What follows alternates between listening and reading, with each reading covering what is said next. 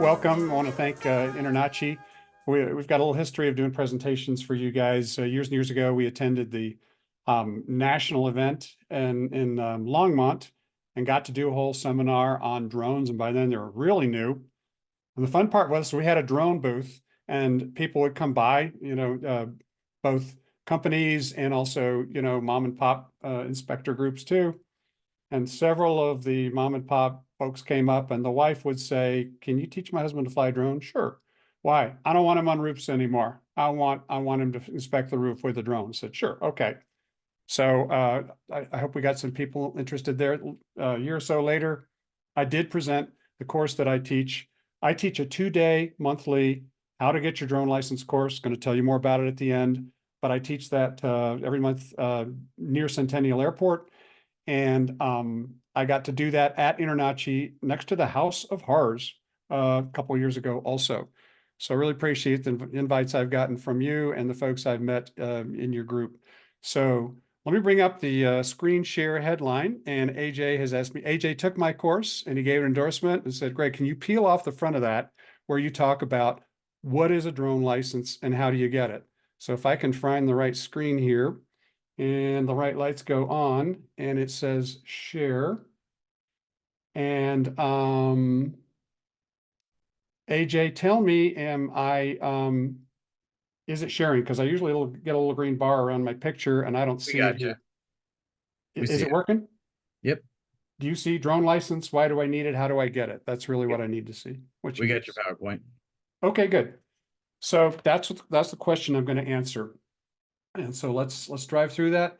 And I hope this is the best seminar you've gotten. If I can't do this really well, I've been teaching with other folks the drone license since 2016, since the license came out. So have some good exposure to this. So let's move forward. Headline, you know this, drones are valuable tools for home inspections. This has been, last couple of years, it's gotten more and more interesting to folks. And like I said, I've had members of InterNACHI in my classes before. Quick summary of the virtues of a drone, but you know this. I think the top one, like I said, for the wives and the couples, owners of inspection companies, safety, really like the safety aspect of it. Speed, you want to get up and look at something quickly, you can do that, get it to a hard to reach rotation quickly. Detail, you can get close in. Drones today have pretty good obstacle avoidance, so they can get close without banging into things. Flexibility, you can get photos, you can shoot videos and thermal images. I'll come up with a few examples at the end of the show. Savings, hey, you can complete an inspection more quickly. Well, that's time. Time is money. So if you can get out and get an inspection done faster, that's good news. And finally, you can produce reports faster with solid evidence because of the close-ups you can get, the detail you can get with the drone, those pictures, those videos, create a really solid report, and you can give it to the client, you can give it to the insurance folks, whatever. So it really helps out. So those are the opportunities you can do with a drone inspection. So, okay, why is there a drone license? Real simple. Drones are allowed to fly up to 400 feet above the ground. Okay, great. That's the license with the person you get it. Here's the problem. All aircraft fly up to 400 feet above the ground. Everything that takes off and lands, airlines, helicopters, rockets, balloons, you name it, they all take off and fly through 400 feet above the ground. So monitoring all of this is the Federal Aviation Administration. The FAA is a safety agency, and their job is to enable the vitality of all the aviation things we want to do. We want to move passengers and cargo, and we want to fly for fun, and we want to, inspect with drones. Have all these things flying in the sky safely, avoiding each other. So the FAA is a safety agency. That's why they issue pilots' licenses to make sure pilots are safe. And so you can see here the quote actually out of the instruction, one of the instructions they have for the licenses. The FAA needs to ensure that drone pilots have demonstrated that they understand regulations, operating requirements, and procedures for safely flying drones. So that's part of, if you take a drone course to pass the test, that's what they want, that you're going to be safe. I've broken out a few extra steps because if you asked an FAA person, really, what do you want to see from a drone pilot? They've got a license, they're going to fly a drone. What do you expect? So down here, the FAA expects that they will operate safely, They will apply risk management because they expect all pilots to do risk management. I'll talk about that later. Avoid controlled airspace. There's parts of the sky that drones are not allowed in without permission. So that's generally airports and restricted areas. And drone pilots have to be able to figure out ahead of time where they want to fly if, in fact, they are in controlled airspace. And if they need to get permission, how do they get permission? Or if they're in restricted airspace and if they might need permission to do that also. That would be like restricted airspace is not aviation related, but it could be Fort Carson firing their howitzers into the sky for soldier training. So there are reasons to know where you are flying so you don't get in trouble. And finally, the bottom line is not create hazards to other aircraft, other persons, or property. So an awful lot of aviation, all flying is based on go do what you need to do as long as you do never become a hazard to persons or property. So that's why there's a drone license to make sure we can fly safely where we want to fly up to 400 feet and not have any conflicts with any other aviation traffic. So who needs a drone license? Okay, two factors to need it. It's pretty simple, but you might say, Greg, why do I need a drone license? And this is out of the Part 107 rule. If you're flying a drone not under recreation or hobby rules, you need a drone license.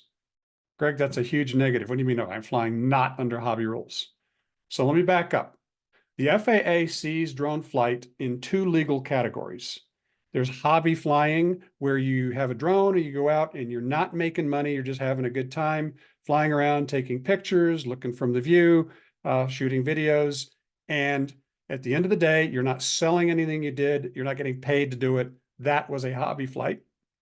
And then there's everything else, which they want everything else covered by a license, which is Part 107. The FAA wrote the law this way because in 2015, 16, when they were drafting the law, they really had no idea. What are all the things people are going to invent to do with drones? They didn't know if there'd be air taxis. Oh, there will be. Pretty soon you'll get in a drone. You won't be able to fly it. It'll take you somewhere. All kinds of companies, Google, Amazon, are working on delivering packages with drones. I mean, there's a huge future for drones. And the FAA just wanted to be sure if it's anything other than hobby, you need a license because you need to know all these rules about airspace and where to be safe and not safe. So that's number one. And a subset of that is anyone getting any compensation for drone flying. Definitely, if your boss is paying you to fly a drone or your customer is paying you to fly a drone, you need a license. Or providing value. Some of you may volunteer to your county emergency search teams. I get lots of volunteers in training who work for the volunteer teams that back up sheriffs for search and rescue, especially in Colorado in the mountains. So they're providing value by by offering their drone flight services, and that value requires a license because they're providing a value to another agent. Second, flying the drone in the national airspace system. The United States has a national airspace system. What is it? It's basically the sky over any U.S. state or territory, and the FAA gets to make rules for anybody who wants to fly in that sky, whether it's a monster airliner, whether it's rockets, whether it's drones. So you go outside and jump, and you are in the national airspace system, and you got to follow the FAA's rules on whatever they've made for being in the sky. So that's it. So clearly, if you are using a drone for your business, you fall under number one. You're flying a drone for other than hobby, and you should get a license. By the way, as an aside, if you talk to the FAA and you say, I want to be a drone pilot, they would say, please get a license. They would love for all people who fly drones regularly to get a license. That's their point of view. The hobbyists make them nervous because hobbyists don't control and don't have, they can't check them firsthand and see how they're doing. So anyway, that's who needs a license. Moving along, requirements to earn the license. By the way, I did just, so you guys can get a little bit different picture here. I can switch back to me and just stop share so I'm not doing this from the kitchen. So this little blue card is what you're after right here. Let me get it to focus in here if I can. Come on, camera, find it, find it, find it. There you go. So that's my card. I'm a remote pilot. Your certificate says you are a remote pilot. That is the unique category of drone pilots. We are called remote pilots, but we're still called pilots. So we are pilots like a 747 pilot or a 787 pilot. We are pilots too. We are licensed by the FAA. We get a pretty little blue card like that we get to carry in our wallet, and that is our license. So let me get back into the presentation here. And okay, hopefully you're seeing that. Blue card. And so this is the license that came out in 2016. The FAA introduced this remote pilot certificate. That's what's written on it, but it's the pilot license. It is the new kind of beginner license for flying. It's lower requirement than being other kinds of pilot, sport pilot, recreation pilot, or a private pilot where you can take out your airplane and go fly up in the sky, pretty much unrestricted. So this is the new entry-level pilot for all of the FAA, and it's the very first license the FAA has issued where the pilot is not in or on top of the airplane. This is the license for when you are flying a device remotely. It's over there, you over here, and you are controlling it from that connection. Requirements to get the drone license. Okay, you will study this. It's also on the test, but I'm going to give it to you because this is part of getting a drone license. You got to be 16 years old. And Greg, can people that young do a drone? Oh, people that young are great. I get high school kids. I've got one next week in my class. They are programmed to learn. It's fun to have high school kids because they're in sort of the sponge mode of learning. So not a problem. And also, you know, the knowledge you need for this test is high school level. So it's not complicated. You have to be able to, oh, by the way, you can solo an airplane at 16 years old. I mean, if you didn't know that, you're actually allowed, if you have a flight instructor and go through flight training, you can solo, you know, all by yourself, an airplane at 16 years old. So why not let folks be drone pilots at 16 years old? We do. You need to be able to read, write, and speak the English language. Very straightforward. You need to be in a physical and mental condition to safely fly a drone. So you might think, do I need to take a physical? No. Do I need to, you know, carry papers around that say I'm healthy? Nope. The only this is a self-evaluation thing that you learn a lot. You've got to self-evaluate. How am I feeling today? Am I safe to fly? Same way you would for driving. Am I safe to drive? And we know, we get a lot of information on don't drive when you're hammered or stoned or whatever. Same thing with flying. Don't go fly a drone or don't fly an airplane if you are not in a physical and medical condition to safely fly a drone. Finally, you have to pass the airman knowledge exam, which I'll talk about in much more detail here in just a second. Now, here's the interesting thing. This is the most bizarre thing about the drone license. There is no drone flight proficiency requirement, meaning you do not need to show anybody you've ever touched a drone, seen a drone, know what a drone looks like. You don't have to fly a drone from anybody. All you have to do is pass the exam. So that's very generous. Although they figure out, you know, the interesting thing, I think the FAA's theory is you will learn to fly your drone safely because otherwise you're going to destroy your $1,200 or $2,000 drone. So you are going to want to learn to fly it safely. You're going to want to learn to do it right. And in the flying world, there's a thing called, in the pilot world, a thing called recurrent training. It's wonderful this exists. It means that for whatever aircraft or type of flying you do, if you want to keep doing it, then at least every 2 years, you have to do what's called recurrent training. So if you have a private pilot license, then before 2 years is over, if you want to keep flying, you get with an instructor, you do ground school briefs, you talk about flying again, make sure you're all current on flying knowledge, and then you will either get in an airplane or a legal simulator, and you will fly. And the instructor will watch your flying, and they might talk you through emergencies, hopefully not create one, but you know what happens if right now your engine quits and you talk about it. So that's great. It means that pilots who are in manned aircraft, and if you ever fly with somebody in one, this is great because they got to do this, make sure pilots are current. Same thing, airline pilots do it way more frequently. I think they do it every 6 months. Now, you do have to do that in the drone world.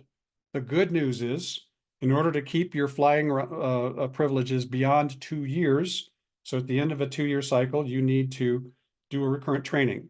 And it sounds like, Greg, is that hard? No. Here's the good news. It is online and it's free. It takes about 3 or 4 hours. It's basically a little online seminar, and you do a little open book test at the end that they won't let you fail, because if you check the wrong answer, it says try again. So you'll always get 100, which is good news.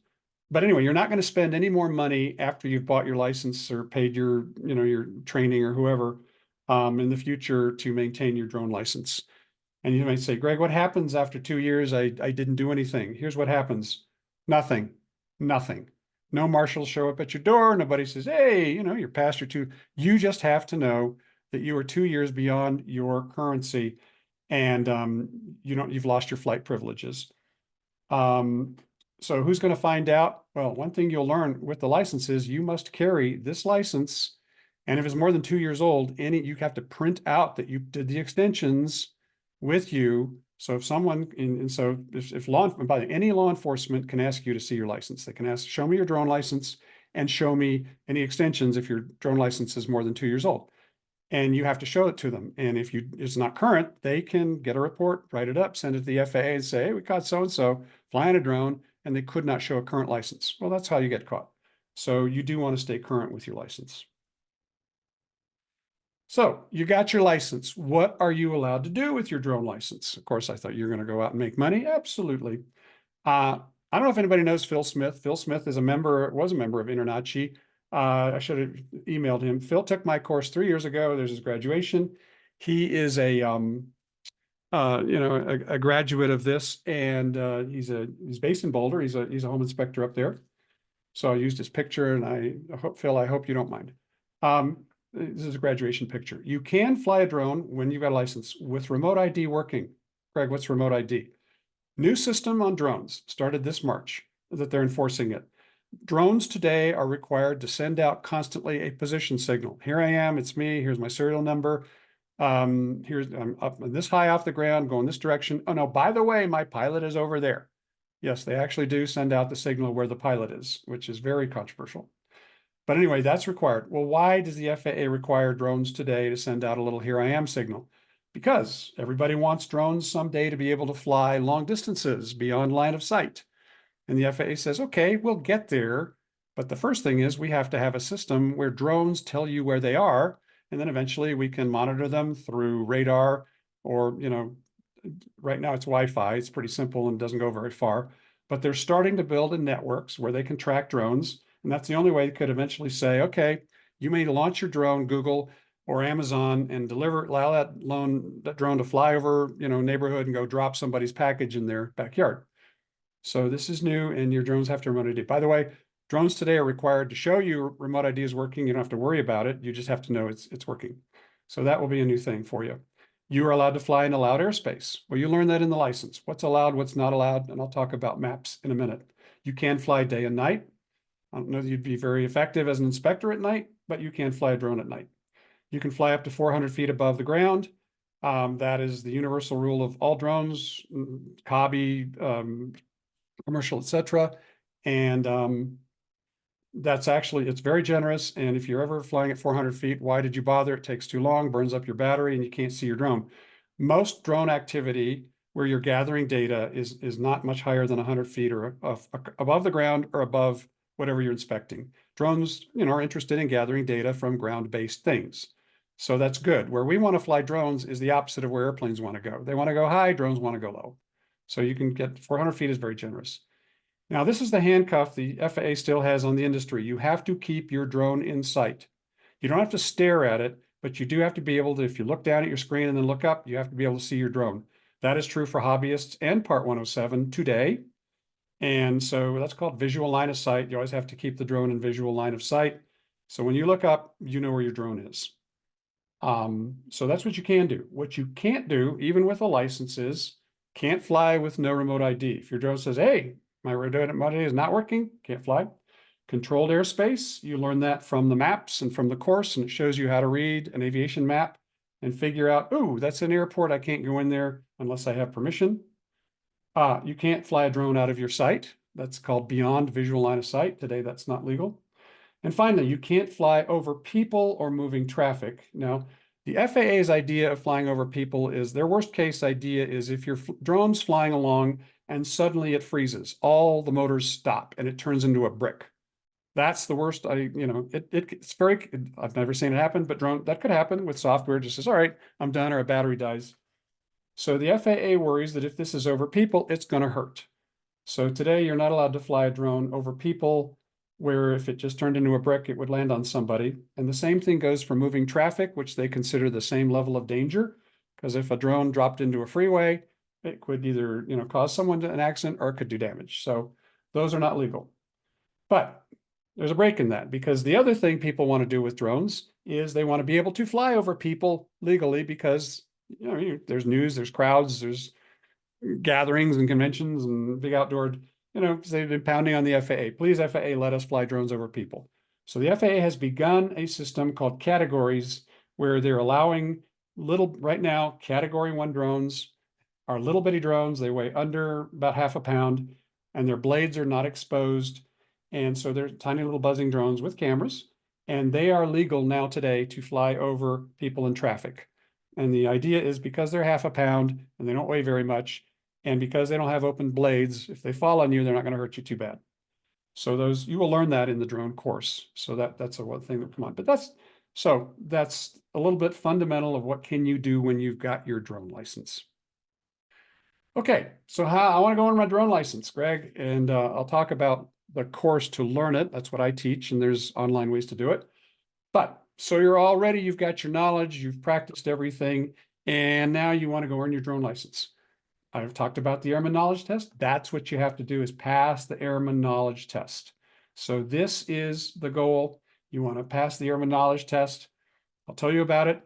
First of all, to sign up for this test, you actually have to go to the FAA website and create an account for yourself, but just name and address, and they will assign you what's called a tracking number, FTN, FAA tracking number, and you will use that to sign up for the FAA test. The FAA doesn't like people just to show up and start taking their tests, because it takes time and tracking and checking. But so you get a tracking number. It's about an 8 or 9 digit number, and you have to get that before you can sign up for the test. The fee when you sign up for the test, and I'll show you the screen you sign up on, costs you $175. You pay the testing agency, that is the FAA's established national fee for the exam, so put that in your budget. The exam is computerized. You do it on a screen. I'll show you a picture of the screen in a minute. You're going to get 60 questions, 1 through 60. They come from a question bank that is easily over 500 questions. And your test will be different from everyone else's, because when you sit down and that test center puts your name in, a random generator grabs a bunch of those questions and makes you your own little personal test. Now, I believe, based on, I interview a lot of my students after the test, I believe some of those questions are weighted. They really want those questions to show up a lot, because some of them do.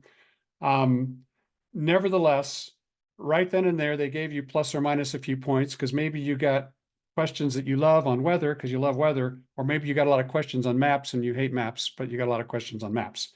So don't worry. I mean, you're going to be in the passing zone, not a problem, but you get 60 questions there. They're multiple choice. You're going to get 3 answers to choose from. Generally, there's a very best answer and the others aren't so good. Occasionally there's a best, and then there's a pretty good. So you got to figure out the best. You get 2 hours to complete this exam, and I'll give you a headline. That is way too long, way too long. Really, Greg? Oh, you will be done. If you've done practice tests and done your homework, you will be done way before 2 hours. So if you are a person who has test anxiety about time, forget it. You'll be able to do the test and review it at least once, maybe twice, with the 2 hours. So that is not a problem. And finally, you need to get 42 of those questions correct out of 60. Oh my gosh, that is very generous. 70% to pass, and 70% wins. And you get 70%, you get a license, and no one ever again ask you your score. You are a drone pilot. So it's like the thing, what do you call a guy he graduates the lowest in his class in medical school? Doctor. So the same thing. You get a 70 on your drone license, they will call you a remote pilot. So here's an orange book here. I'm actually going to come off screen and show this to you while I'm screen sharing. So let me get my little mouse over here and stop share and come back here. So you saw that orange book on the screen. This is the FAA testing supplement, and this is part of practicing for the FAA exam. And this will be on your desk when you take the FAA exam. So Greg, what is this book about? Well, 50, 60, 70 years ago. I mean, I got my first license in college 50 years ago, maybe. Oh, I hate to admit that long. The FAA has to have a way to ask questions of pilots or these other types of pilots, recreational, sport, etc. And they even on this book printed remote pilot, even though they didn't change the book at all. They just said, yeah, you got to use this book for the remote exam as well. So this is the Airman Knowledge Test Supplement. It's not secret. You can download it. You can buy it for $10, get it on Amazon, wherever. Why do you need to know this? Well, they designed it for pilots. If you're taking the pilot test, they'd show you, for instance, get it up here, this beautiful compass, and you're flying along and say, which direction are you going? There's my assistant. Which way are you going? Or they'd show you the peek at this one. Okay, there's your artificial horizon. Gee, which way are you turning? How many degrees of bank do you have? So you see, they have to ask pilot questions, but this book also has lots and lots of charts. And so here's an aviation chart. I'll show you one. We will, in your course, you will study aviation charts. So all those little circles and squares and yellow things and blue lines and where's the blue water and the highways, mostly you're going to learn what airports are. And there's a couple airports in this picture. And you have to be able to look at a chart where you're going to fly, whether it's on your phone or on a map or whatever, and figure out what kind of airspace you want to fly in. And is it controlled airspace? Is there an airport there or whatever? So this will be part of your test. So let me go back to share this thing again. I think we need to go back here and click there. AJ, give me a word. I haven't heard anybody. I just want to make sure I'm still happening. Yeah, it's looking good. It's All going right, good. great. That's good to know. Thank you. Okay, moving along here. Let's go to the next one. So how does this happen? How does the FAA exam happen? There's a company called PSI, and they're a national testing agency. They test for everything. They do tax tests and Salesforce tests and electrician tests and water department tests. And, any agency that does testing, they can contract with PSI to do that. They're contracted by the FAA to do FAA tests, which includes drone tests, private pilot tests, commercial tests, etc. So they're a contractor for testing.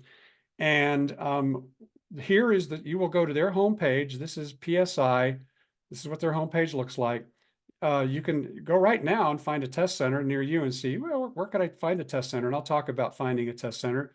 But you can find the PSI test center right here. Click under there. And then to sign up for the drone test, you will have to sign in, create an account. It's the whole password, hello, and drive through this. And you get eventually to an area. You can say, here's my zip code. And they say, okay, we got a test center 5 miles from you, 20 miles from you, 50 miles from you, whatever. Pick one. What day would you like to test on? You pick a date range. Okay. And they'll come up. These test centers are open. They have these times for that test. And so you can pick your test times. So you will do it through this site right here. Where are their test centers?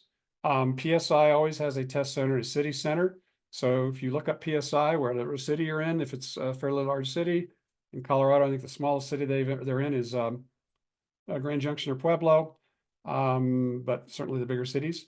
If a college is near you that teaches flight or flight courses, they very often do FAA testing, and they will be included in the list of test centers.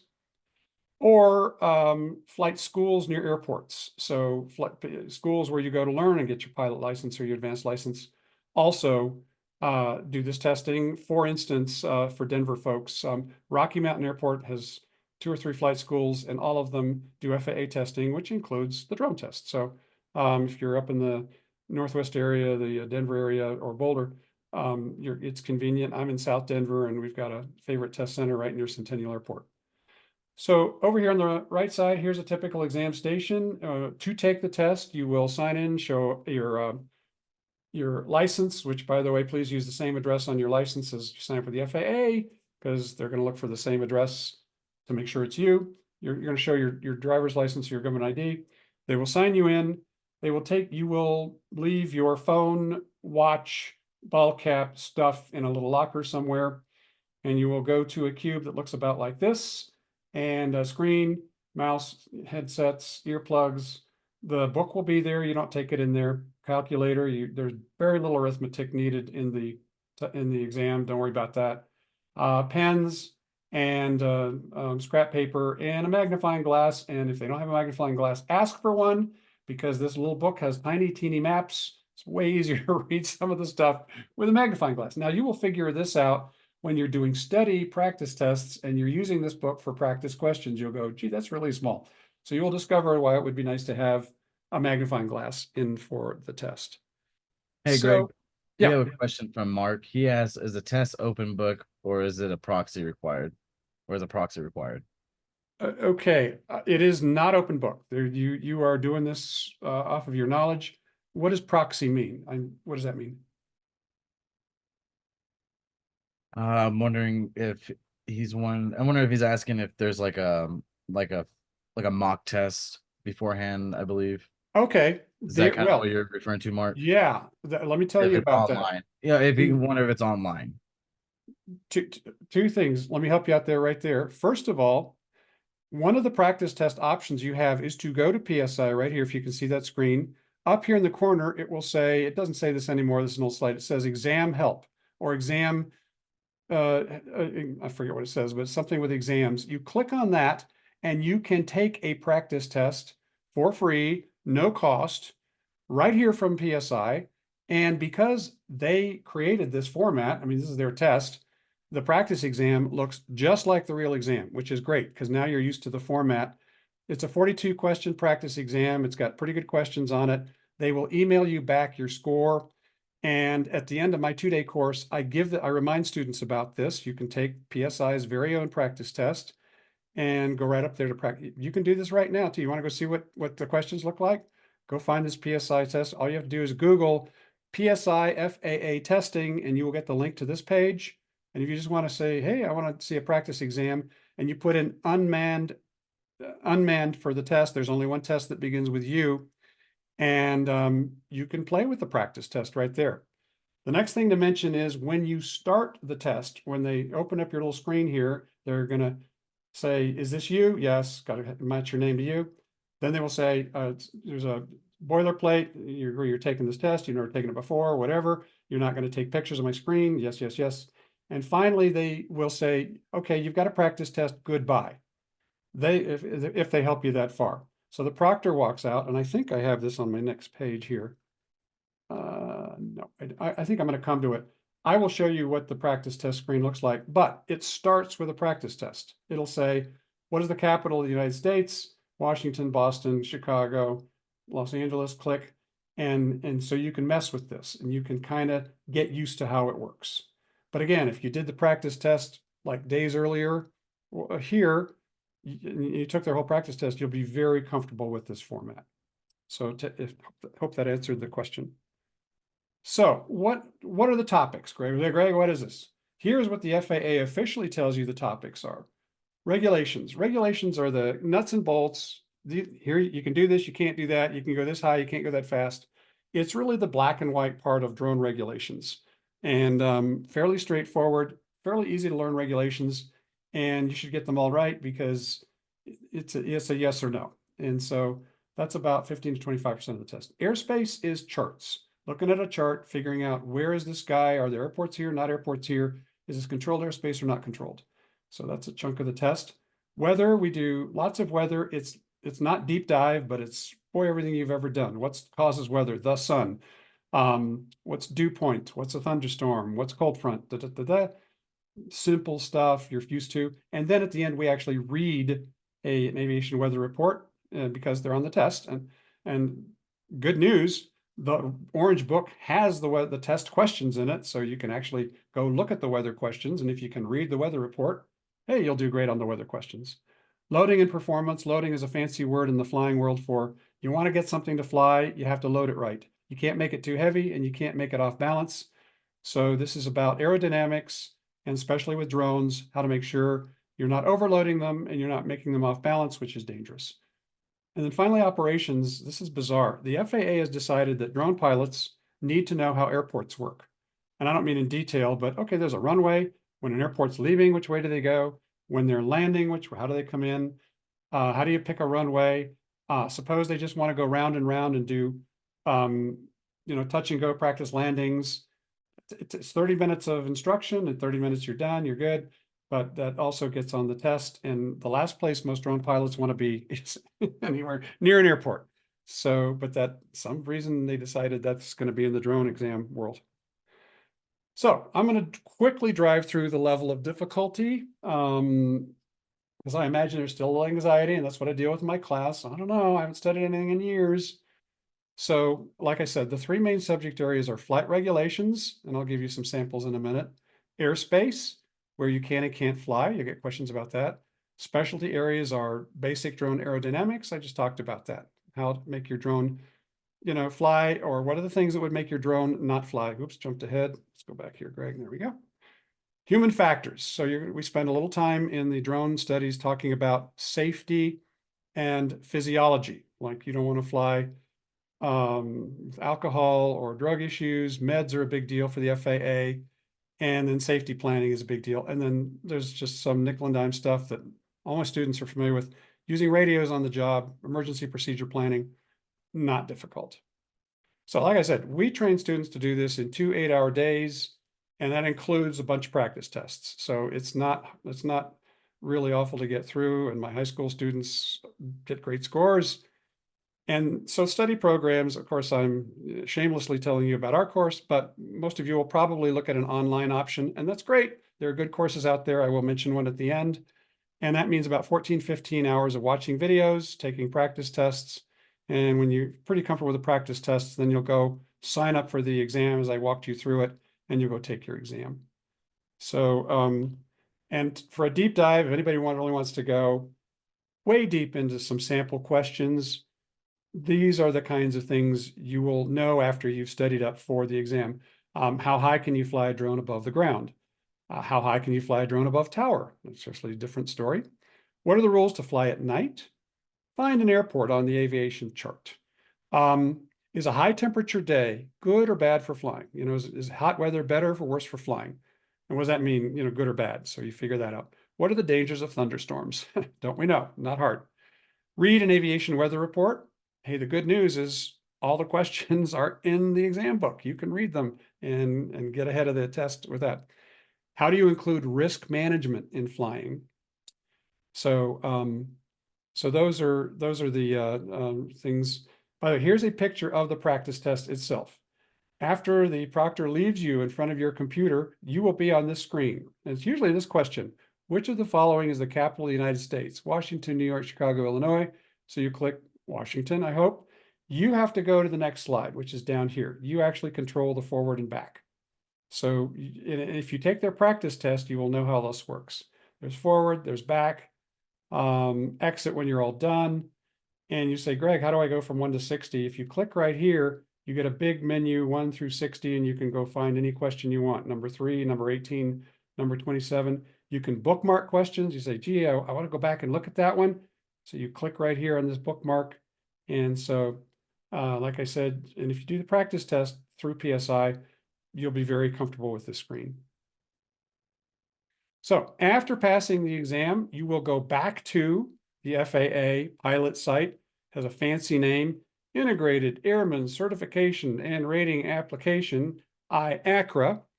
And again, you will already have a password and name because you had to do that to get your FTN number. But now you will go back in with your test results, and it'll say pass. And like one piece of paper from the test center, it'll say pass, yes. And it'll have a number on it for a test number. You'll go back in and you'll apply for a new license called pilot. What kind of pilot? Want remote pilot? Okay. Did you take the test? Yes, I did. Put in the test number, name, address, phone number, birthday, blah, blah, blah, and email, and you hit send. And in about a week, you should get instructions to print a temporary license. So if everything works out, about a week after you take the test, and if you pass the test, great. Which, does anybody not pass the test? If you want to ask that question, great. Very few don't pass. And if they don't pass first time, they nearly always pass second time. So I lose very few people. So, let me, I do have a little bit ahead. I did want to show a few things about the course. I got some show and tells here. So let me stop share here and just come back to me. So I mentioned charts. In my class, you will get this chart. This is called a sectional chart. Sectional meaning it is a section of the country, and the section that we use is Colorado, Arizona, New Mexico. This is a chart written by the FAA for pilots to look down and see the world and go plan a flight. So first thing a pilot's going to do is they either get out a computer or an iPad, or they'll get actually a paper chart. The reason I teach with a paper chart, and you can buy one of these for $10, is because the charts in here, and I'll open it up to, let's go find Denver. So here is a picture of Denver, and you'll learn to read that. Denver's a huge airport, so it gets big blue runways and blue circles around it, and you'll figure that all out in the course. And so then you go to the test, and the test says, hey, we need to test you on big blue airports. There's only one big airport in this book. It is Dallas. And so they like to ask questions about Dallas. So here's the book, and they'll say, go to figure 25. Hey, what do you know? A great big airport with blue runways, which is Dallas Fort Worth Airport. And it doesn't cover all the ground, but it covers big chunks of the sky. So that is why we do a paper chart in class. We learn to read it because this book is full of charts and you will get questions on those charts.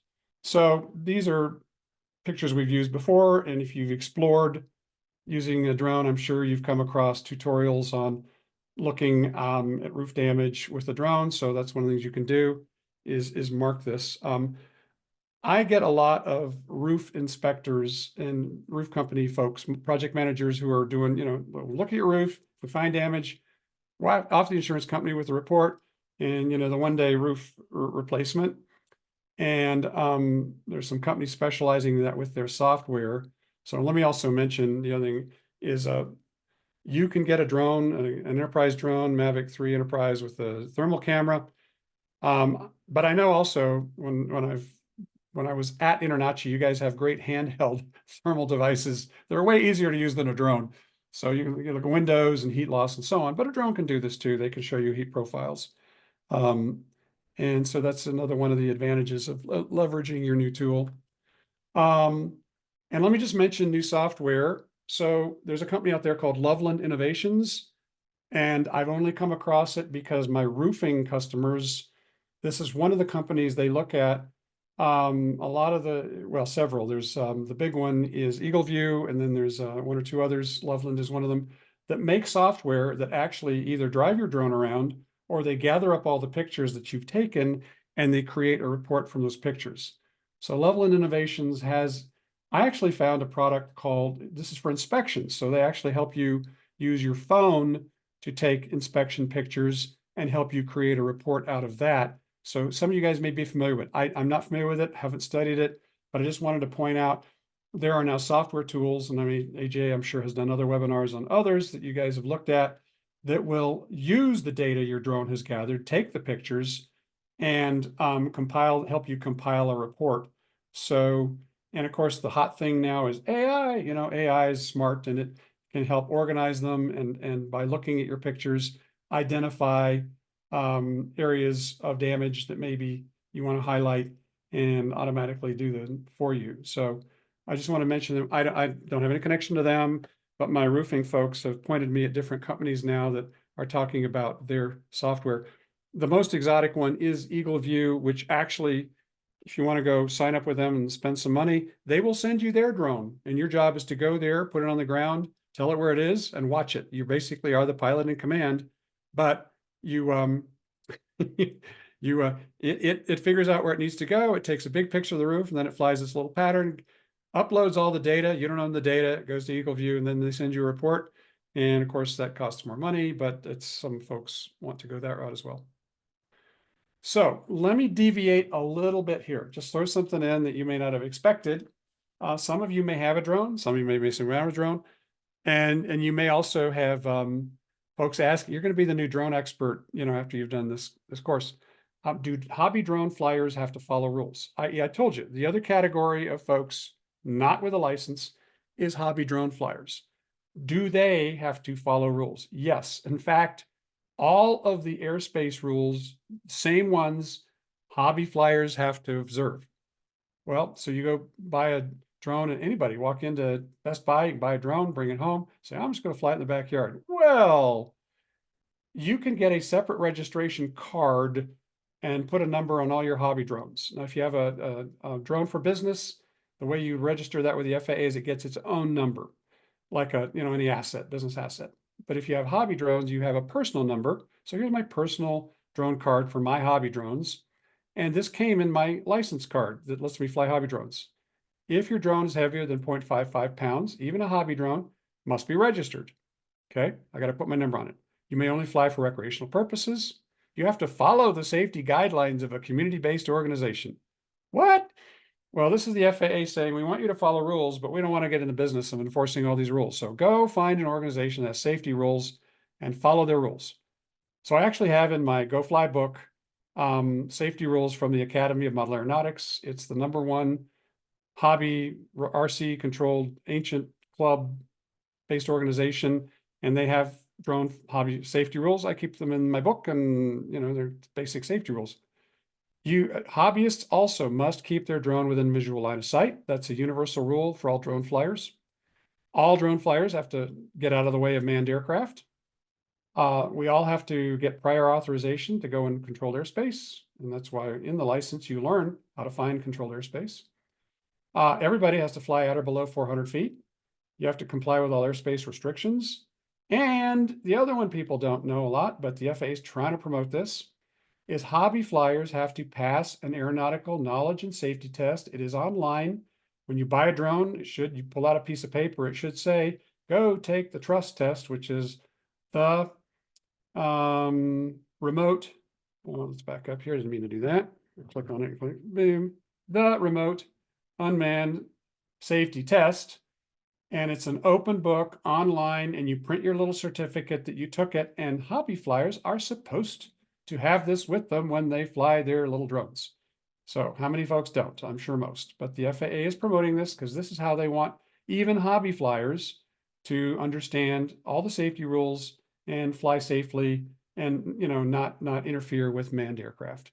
So if anybody tells you I'm gonna fly hobby, I don't have to follow any rules, the answer is excuse me, no. You have to follow pretty much near all the same rules that a Part 107. So a big website for you guys if you want to get started would be the FAA's own website. They have a website with lots of information. So if you said, Greg, where would I start? Right here, www.faa.gov/UAS/getting started. And it has both hobby flying or recreational flying. They go back and forth on that word, usually recreational, and flying for business or non-hobby.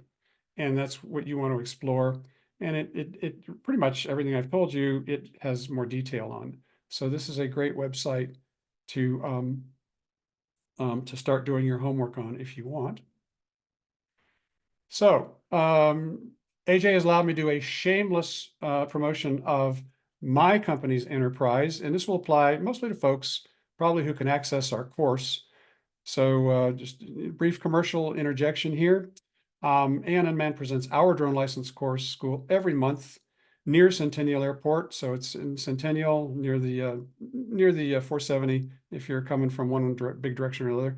We teach it Wednesdays and Thursdays because it's 8-hour days, and that prepares students on Friday to take the exam. So we say give 3 days of a week to getting your drone license. Wednesday, Thursday course, study every night. We do a review Friday morning in the classroom or Zoom if you want. And then that's when we tell people that Friday, schedule your exams. We do it every month. Here's our website. You can go find our, our next course is June 26, 27, and then there's August and blah, blah, blah, blah. And because I'm really delighted to be able to make this offer to you guys and have AJ sponsor this course on your website, I want to offer you guys 25% off of the unmanned drone license course through the end of 2024. So if you take any one of our courses through the end of 2024, 25% off. Now that's a big chunk of change. Our course is $799. It's been that way for like 7 years. We've never raised the price. That is 2 full days of instruction, and it's people pay it out of their pocket, and companies pay for it because that is, we think, the fastest way to the very solid assurance of earning your license by date certain. Within a week of taking our course, we're pretty confident you're going to get your license.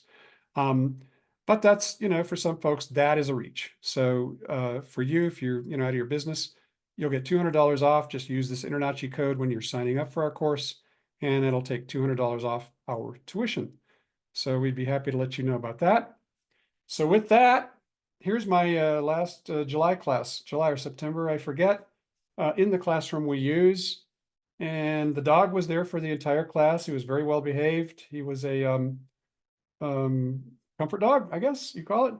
But he didn't take the test, but he definitely behaved in every other respect.